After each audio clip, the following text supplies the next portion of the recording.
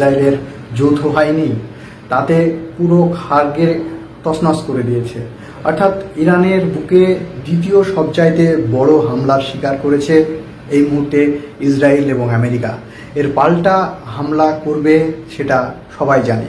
তবে আপনাদেরকে বলে রাখি যে কোথায় থেকে এই খার্গে আইল্যান্ডে অর্থাৎ খার্গে যে দ্বীপ যেখান থেকে প্রায় ইরানের 90%-রও বেশি তেল উত্তোলন হয় এবং সেই তেল গোটা বিশ্বে তারা বিক্রি করে, সেই খার্গে আইল্যান্ডকে লক্ষ্য করে মুহুর্মুহু বোমা নিক্ষেপ করে একদম তছনছ করে দিয়েছে। অর্থাৎ প্রথমে আপনারা জানেন এর আগে যখন 28 তারিখে ব্যাপক হারে হামলা চালায় ইসরায়েল এবং আমেরিকা যৌথভাবে, তাতে সর্বোচ্চ নেতা আয়াতুল্লাহ আলী খামেনি নিহত হয়েছে এবং তারপরে লাগাতার পাল্টা হামলা চলছিল। তবে মাঝে সবচাইতে বড় হামলা করেছে এই আইল্যান্ডকে, অর্থাৎ এই দ্বীপকে হামলা করে একদম তছনছ করে দিয়েছে। তবে কোথায় থেকে এই হামলা হয়েছে এই বিষয়ে আপনাদের সামনে তুলে ধরব। তবে খবর পরিবেশন করার আগে আপনাদেরকে বলে রাখি, এখনকার যে খবরটা আপনাদেরকে সবচাইতে গুরুত্বপূর্ণ যে খবরটা দিতে এসেছি, এটা মনে রাখবেন যে এর আগেই বলেছিল ইরান যে কোনোভাবে মধ্যপ্রাচ্যের কোনো দেশ যদি মার্কিন ঘাঁটিগুলো ব্যবহার করে ইরানের উপরে আক্রমণ করে তাহলে সেই দেশ হবে ইরানের সবচাইতে তৃতীয় বড় শত্রু। অর্থাৎ প্রথম বড় শত্রু হচ্ছে ইসরায়েল, দ্বিতীয় বড় শত্রু আমেরিকা এবং মধ্যপ্রাচ্যের কোনো দেশ তাদের ঘাঁটি ব্যবহার করতে দিলে সেই দেশ হবে তাদের তৃতীয় সবচাইতে বড় শত্রু।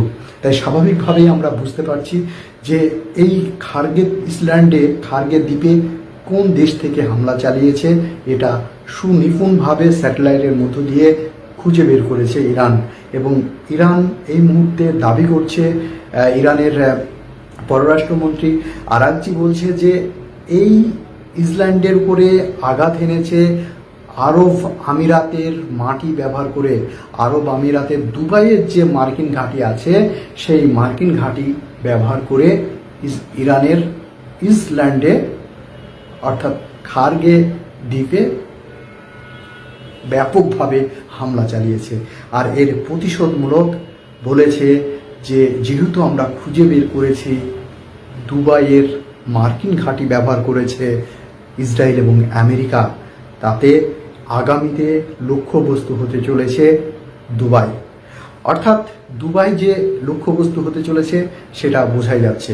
ইতিমধ্যে ইরান সতর্ক করেছে দুবাইয়ের যে সমস্ত জনবহুল এলাকাগুলো আছে সেগুলো খালি করে দেওয়ার জন্য, এবং প্রবাসী যে সমস্ত ভাই এবং বোনেরা আছেন বিভিন্ন দেশ থেকে, সেটা ভারত হতে পারে, বাংলাদেশ হতে পারে, পাকিস্তান হতে পারে, শ্রীলঙ্কা হতে পারে, বিভিন্ন দেশ থেকে দুবাইয়ে, আপনারা জানেন আরব আমিরাতের সবচাইতে বিগ শহর, সবচেয়ে বড় সিটি হচ্ছে এই দুবাই। সেই দুবাই শহরে অবস্থিত বুর্জ খলিফা, যেটা ইমারতের সবচাইতে বড় নিদর্শন।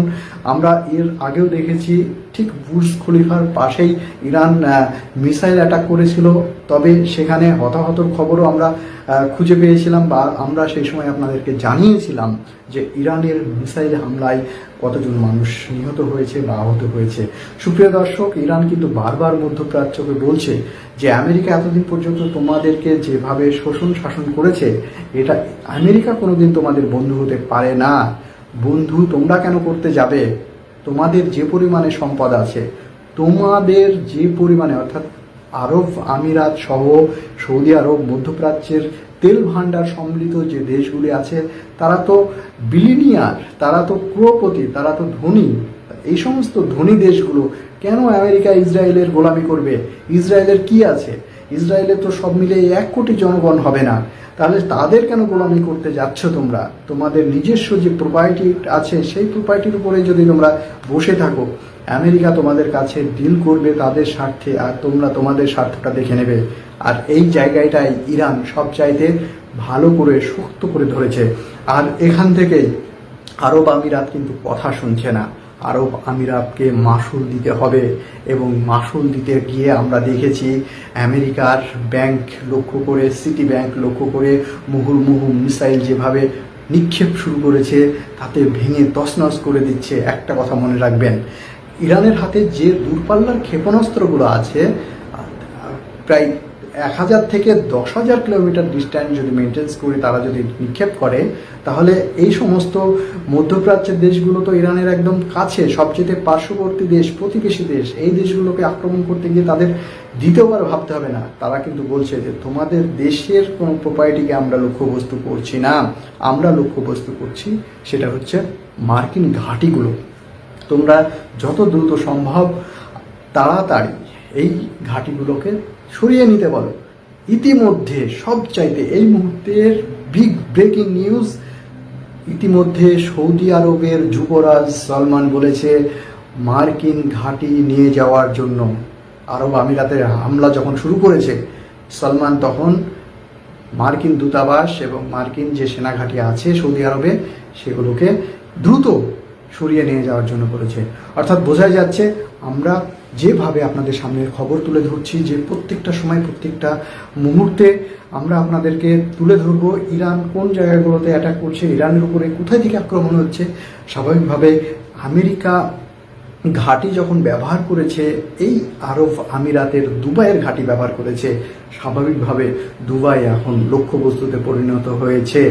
দুবাই লক্ষ্যবস্তুতে পরিণত হওয়া মানে দুবাইয়ের যে ট্রিলিয়ন ট্রিলিয়ন ডলারের যে ব্যবসা, বিদেশি প্রচুর মানুষের বিনিয়োগ এবং সেখানে হাজার হাজার মানুষের যে কর্মসংস্থান, তাতে বৃহৎ আকারে ক্ষতির মুখে পড়তে চলেছে এই আরব আমিরাত। আর এই আরব আমিরাতকে দেখেই শিক্ষা নিয়েছে এই মুহূর্তে সৌদি আরব মার্কিন দূতাবাসকে জানিয়ে দিয়েছে যে যত দ্রুত সম্ভব মার্কিন যে ঘাঁটি আছে সেই ঘাঁটির সমস্ত অস্ত্রশস্ত্র সৌদি আরবের মাটি থেকে তুলে নিয়ে যাওয়া হোক। অর্থাৎ বোঝা যাচ্ছে যুদ্ধের পরিস্থিতি যেভাবে মুহুর্মুহু বেড়ে চলেছে, তাতে আমেরিকা কোন অ্যাঙ্গেল থেকে ইরানের উপরে হামলা করবে বা ইরানকে চেপে ধরবে, ইরানের সমস্ত সেনাবাহিনীকে নিহত করবে, নাকি ইরানের হরমুজ প্রণালী যেভাবে আটকে রেখেছে সেই হরমুজ প্রণালীকে খুলে দিয়ে মধ্যপ্রাচ্যের তেলবাহী জাহাজগুলোকে সব ইউরোপিয়ান দেশগুলোর দিকে নিয়ে যাবে, এটাই এখন আমেরিকা বুঝে উঠতে পারছে না।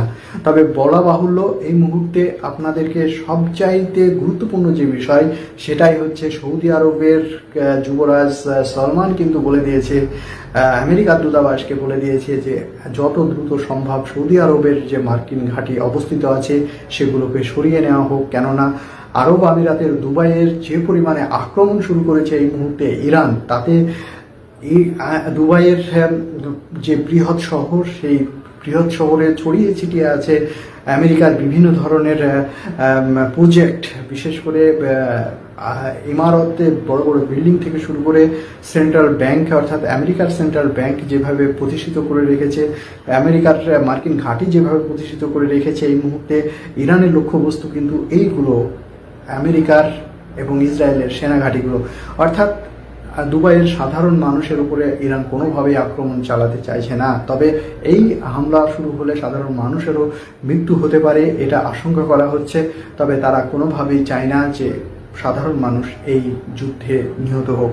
সুপ্রিয় দর্শক, আপনাদেরকে আরও একটি বিষয় না জানালেই নয়। আপনারা জানেন মধ্যপ্রাচ্যের হরমুজ প্রণালী এতটাই প্রয়োজনীয় একটা জায়গা, যেটা দিয়ে গোটা বিশ্বের প্রায় 30 থেকে 35% তেল এখান থেকে যাতায়াত করে। তার ফলে ইরান হরমুজ প্রণালীকে দখল করে রেখেছে আর একটা শর্ত দিয়ে রেখেছে, যদি হরমুজ প্রণালী থেকে তেল নিতে পারে ভারত, অলরেডি আমরা ভারতে দেখেছি দুটো তেল বাহী জাহাজ নিয়ে গেছে, সেখানে ভারত ডলারের মধ্য দিয়ে এই তেল কেনেনি, এই তেল কিনেছে চীনের যে কারেন্সি ইউএনের মধ্য দিয়ে এই দুটি তেলের ট্রাঙ্ক কিনেছে এই মুহূর্তে।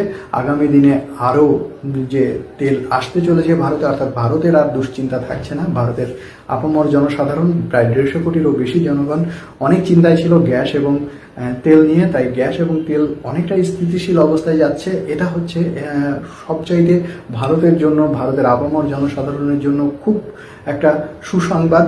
আগেই কিন্তু আমেরিকা যদিও বলেছিল যে রাশিয়ার কাছ থেকে ভারত তেল কিনতে পারবে, তবে সরাসরি এই হরমুজ প্রণালীতে চীনের ইউয়ানের মধ্য দিয়ে যে লেনদেন শুরু করেছে, তাতে পেট্রোল ডলার যে আগামী দিনে হুড়মুড়িয়ে পড়বে, তাতে বোঝাই যাচ্ছে